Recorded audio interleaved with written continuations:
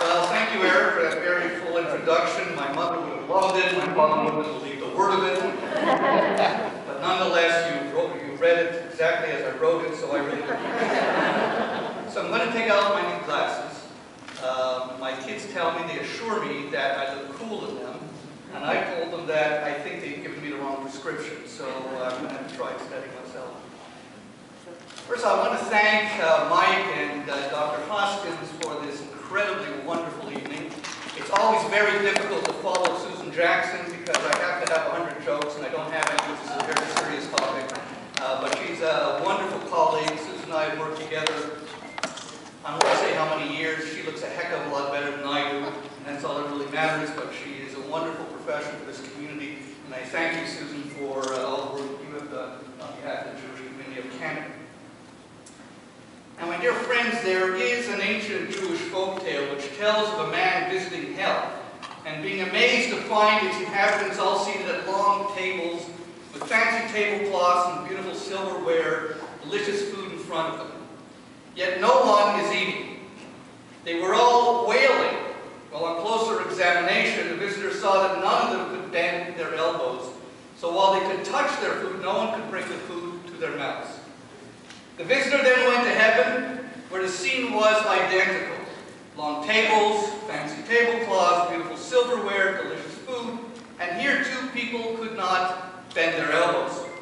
But here no one was wailing, because each person was serving his neighbor. The concept of human rights within the Jewish tradition is derived from such ancient Jewish folktales. And as we enter the second decade of the 21st century, our Jewish community in Canada, which started, as you saw from Susan, with about 27 people, is now almost 400,000 strong, roughly half of them living here in Ontario. And we have much to be proud of. Canadian Jews have been leaders in virtually all spheres of life: medicine, the arts, the judiciary, politics, and the media. Without a doubt, one of the spheres in which we have had, I believe, a significant and vital impact is in the development of a human rights apparatus in the province of Ontario. The pursuit of dignity and righteousness is specified in our Talmud, which tells us that justice, tzedek, you shall pursue. And this pursuit comes buttressed with the obligation to care for others and to ensure that the world is a place of decency and respect. And that is why we are obligated to embrace tikkun olam, the Talmudic admonition to ensure we do all we can to make the world a better place. More than most, Jews have had a vested interest in embracing human rights. Anti-Semitism, as Jewish historian Robert Wisbrook once noted, is undoubtedly the longest hatred. Indeed, in the modern era, hardly a generation has gone by without the dark cloud of Jew hatred erupting into a calamitous storm. The Shoah, the Holocaust, became the ultimate expression of anti-Semitism. And with the lessons of the Shoah, with the deep and visceral understanding of humanity's potential for evil, wherever Jews now live in the diaspora following World War II, we have chosen to use our tragic experience as a lesson for future generations. Human rights became our watchword, our fence of protection. Despite widespread belief that Canada, and especially Ontario, were distinctly different from our neighbors to the south, it was not uncommon for restaurants to refuse service to people of color. Indeed, in the 1950s in Windsor, the UAW-CIO once filed a complaint against a local cafe for refusing to serve a black Canadian Armed Forces serviceman a cup of coffee. And following the war, within living memory, the color of your skin or the God that you chose to worship could prevent you from buying and holding land here in Ontario. Restrictive real estate covenants were used by landlords in our province to prohibit Jews, racial minorities, and others of questionable nationality from doing so. In cottage country, and even on Toronto's beaches, up to the mid-1950s, it was common to see signs that read, "No Jews or dogs allowed," and And if you go to our archives, you will see a picture of that very sign. These discriminatory laws and practices stayed on the books into the post-war era. So it was in Ontario, the most diverse of all of Canada's provinces, that work began in establishing what I call a mindset of equality. In the late 1940s and well into the 1950s, Jewish community organizations worked closely with labor groups to advocate for a human rights apparatus in Ontario, and Ontario Jews were among its chief boosters. Canadian Labour Congress Human Rights Coordinator Thomas Clancy, Alan Borovoy, a young law student and budding civil rights lawyer, then the head of the Jewish Labour Committee, Canadian Jewish Congress Community Relations Director Ben Kafis, renowned civil rights litigator Sidney Benatic, and many others were directly involved in this campaign to entrench human rights within legislation. Their advocacy led to the establishment in 1961 of the Ontario Human Rights Commission, the first such body in Canada, indeed in North America.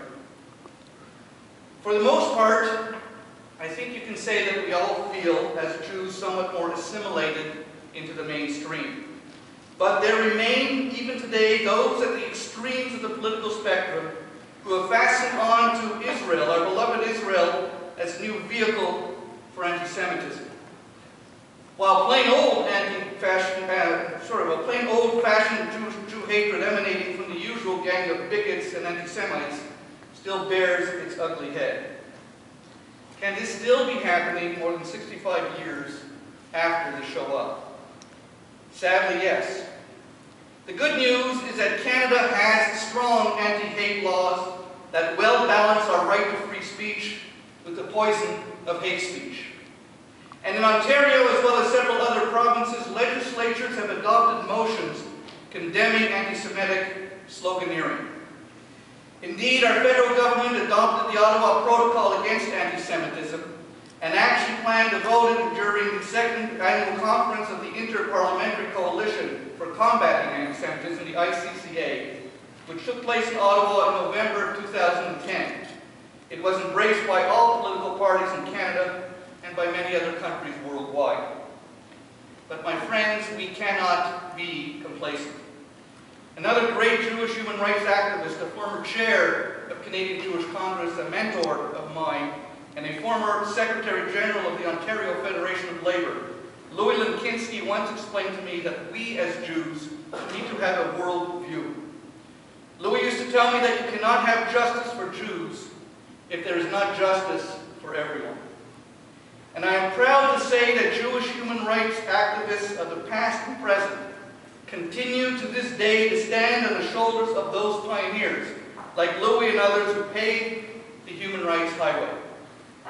Whether it be Dr. Maxwell Cohen, the former chair of McGill's law faculty, whose Royal Commission in the late 1960s helped usher in Canada's anti-hate laws, or human rights activists like Morley Wolfe, Rabbi Gunther Plaut, Tony Silverman of the Ontario Human Rights Commission, who is with us this evening, Alan Sheffman, today a town councillor in Vaughan, Howard Levine, a former city councillor here in Toronto, or folks like my colleague, Dr. Karen Mock, who developed a curriculum teaching the first ever course in Canada for teachers in multicultural education, or another colleague joining me this evening, Ruth Klein, who is director of B'nai B'rith League of Human Rights, or former CJC President Mark Freiman, who as legal counsel for the Canadian Human Rights Commission was instrumental in ensuring that Holocaust denier Ernst Zundel's final exit from Canada, or LGBTQ activists like Howard Schulman and Judge Harvey Brownstone, and there are, my friends, many, many more. All of these individuals intrinsically understood that a civil society is best judged by the way it treats its most vulnerable. Ethnic and faith minorities, people of color, those with physical and mental challenges have historically been fodder for the less kind within society. Human rights commissions and codes were developed to help level the playing field for those less fortunate, those prone to be discriminated against. And with bumps and bruises, it works. And yes, from time to time, we have to ensure that the infrastructure and regulations do not become such that it tips the scales the other way. Of course, we must also be vigilant to ensure a fair balance and fix it when necessary. Today, with the advent of the internet, Wi-Fi, and communications technology, only dreamed about years ago, information dissemination is, as you know, instantaneous. No longer must we solely count on newspapers and television. Today, any one of us can be a purveyor of information, and a newspaper columnist with an opinion, and literally thousands do so as bloggers.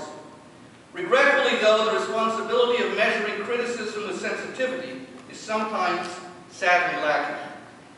Some bloggers do not hesitate to use their blogs not only to voice an opinion, but to defame, libel, and disparage. Once again, human rights codes and commissions, Canadian law, at times must play a careful balancing act between our cherished right of free speech and the right of those most vulnerable to be freed from the hateful harm caused by those who would use their blogs as bully pulpits.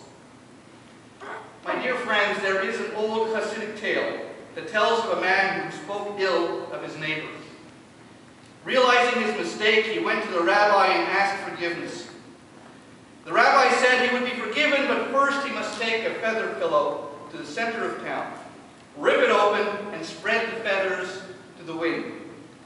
The villager did exactly as the rabbi asked, and when he returned, he told the rabbi his job was completed, and he asked for forgiveness. "Not so fast," the rabbi said. "Now go and collect each of these feathers." "That's impossible," said the man. "Precisely," the rabbi answered. "And while you may sincerely regret the damage you have done, it's as impossible to undo it as it is to recover all of the feathers." Like those feathers, hateful words and discriminatory actions have consequences. As a free and democratic society, we have obligations to our fellow citizens to ensure that a proper fence of protection is in place to help protect all from such harm. Though small in number, the Jewish community of Ontario can take pride in the fact that its historic understanding and experience with discrimination and hatred has led to Ontario becoming this vast, open, pluralistic, and fair society. Through the combination, traditions of tzedek and tikkun olam, justice and social responsibility, please God, our community will continue to be that guiding light through the sometimes perilous fog of human history. Thank you very much.